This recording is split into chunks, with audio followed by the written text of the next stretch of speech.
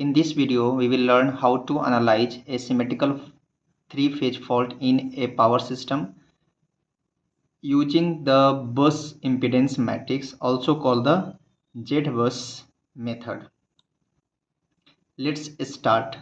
So, in a power system, symmetrical fault is a three-phase short circuit in which all three phases are equally affected. So already we have discussed in the last topic that in a symmetrical three fault all the three phases are affected. All the three phases are affected because of the faults. So we have the three conductors and are getting affected. Three of the are getting affected because the system remains perfectly balanced. The analysis can be performed on a single phase positive sequence network. So though already we have discussed perfectly in the last video, the main goal of the symmetrical fault is to determine. So what are the main goals? First, the main goal is that we have to the fault that circuit breaker must interrupt. Next one we have and the post fault voltages at every bus in the network. So knowing these quantities ensures that the equipment is rated correctly and the protection scheme will operate as intended. So representing the power system, the entire network is represented by a bus impedance matrix that is also called the Z-bus. The matrix captures the impedance relationship among all the buses. Each row and column corresponds to a bus. Each diagonal represents the driving point impedance looking at the bus. Each off diagonal, that is the Zik, represents the transfer impedance between the buses I and K. If we gather all the voltages in a column vector V and the injected current into a column vector I, the network obeys the fundamental relation that we have here, that is the V is equal to Zi. So what I have quoted, so whatever I have spoke right now, so if you are going to gather all the bus voltages into a column vector and all injected currents into the column vector I, the network obeys the fundamental relation that we have V is equal to Zi. The equation describes how every bus voltage depends on the currents injected at all buses. So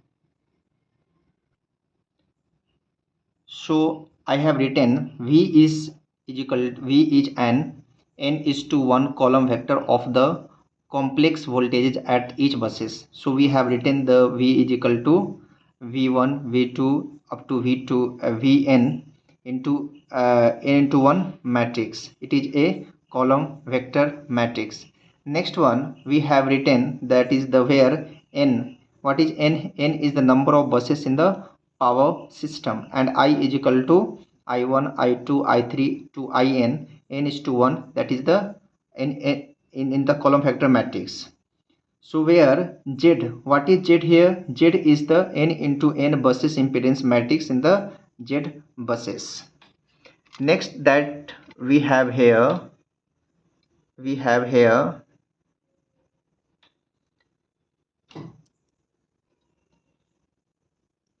so if a fault occurs and the current injected at the one bus changes the delta I, the bus voltage will also change by the delta V. So using the same network equation, we can write here delta V is equal to Z of delta I. So this simple relation is the key fault analysis.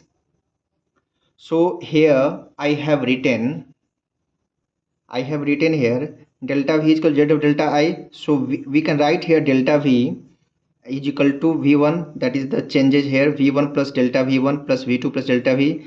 For the rth term we can write here VR plus delta VR. For the nth term we can write here V plus delta Vn. Similarly for the Z matrix we can write here Z11, Z12 up to Z1. Similarly up to the rth term we can write here ZR1, ZR2 to ZRN, and similarly for the nth term we are writing here ZN1 to the ZNN. So there is a changes here that I have written here. We can write here I1 plus 0, I2 plus 0. For rth term it is getting some changes here, that IR is equal to IR plus delta of IR. So from the last equation just we have separated, that is the V1 to the Vn, delta V we have written up to the Vn, and this is the Z matrix, and we have changes, that is the delta I, that is the I1 to I2 to I1 plus 0, and 0 should be will equal to the changes of the delta I1, 0 will equal to changes of delta I2 to the rth term, that is delta IR, and 0 will equal to the delta of delta I in here. So here we can write here that before the fault the system is in a steady state with the normal voltages V and the current I. When the fault occurs at a particular bus, say bus R, the current is injected that bus by an amount, that is the delta of IR. So the corresponding bus voltage will be the delta V is equal to Z of delta of I.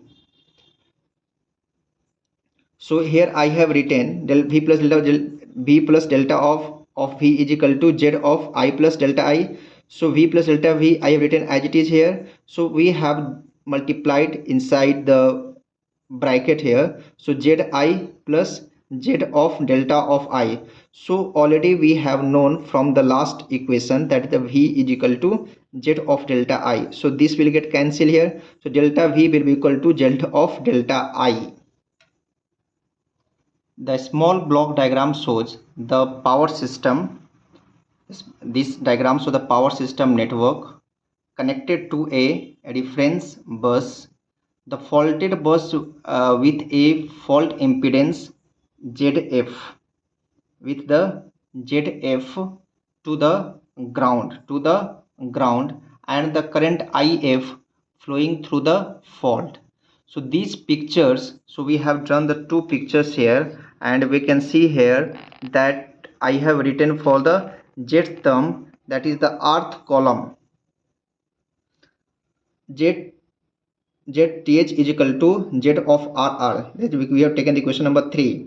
So rth row and the rth column element in the impedance matrix. So this impedance matrix. So this picture illustrates how the single diagonal element Z is used as the Thevenin equivalent for the fault location. Similarly, we have drawn the another diagram here for the power system network when it is connected to the reference bus here, and we have taken for the bus R, and the fault current is the IF and the fault impedance is the ZF here. So before the fault conditions, before the fault happens and after the fault happens, that is the pre-fault voltage matrix will be different, and the after voltage after the getting faults it will be different. But in the symmetrical fault analysis, we know that the fault after and before it will be balanced in nature, So here let the pre-fault voltage vector that before the fault the bus voltages, that is V naught, will be equal to V1 of naught, or V1 of naught, V2 of naught, and Vn of naught. So post voltage matrix Va will be the V naught of A plus delta of V, because there will be some changes after getting the fault here. So after the fault, so V of, so we can write here Vp plus V naught of delta of V here. So there will be some changes in the current also, there will be some changes in the current. So how can we write here? So changes in the current at the bus are, we can write here delta of IR is equal to minus of delta F. The negative sign appears because the fault current flows out of the bus towards the fault. What I told here, the negative sign appears because the fault flows out of the bus towards the fault. So here the fault current delta V will be equal to delta of the Zi. So from the equation number 2 only, that is we have equation number 2 here. Equation number 2, we have delta V is equal to delta Y. So we can write here from the equation number 2 here, we have written we know from the equation number 2, that is delta V is equal to Z of delta I. So delta V is the changes in the voltage. We have written here delta V is the change in the voltage we have written here. So delta V will be equal to delta V1 plus delta V2 plus up to delta, for the rth term delta VR, and for nth term delta Vn. So this is for the matrix Z matrix, that is Z11, Z12 to the Z1n, for the rth term ZR1, ZR1 to the ZR2, ZRn, for the n term ZN1, ZN2, and up to the ZNN. Similarly, the same case that we have written before the equation number 2, that is 0 0 0, for the delta IR, here it will be equal to the minus of delta of F. So here I have told you from there that we are taking the delta F, that is the fault current here. So same fault current we have written here, that is delta VR will be equal to ZRR of minus of delta IF, minus of IF. So post fault voltage at the rth bus will be equal to, that is the VR of F is equal to VR of naught plus delta VR. So what is VR of F here? That is the delta F Z of F into I of F is equal to VR of naught minus of ZRR IF. So here from this equation only we have kept this value here.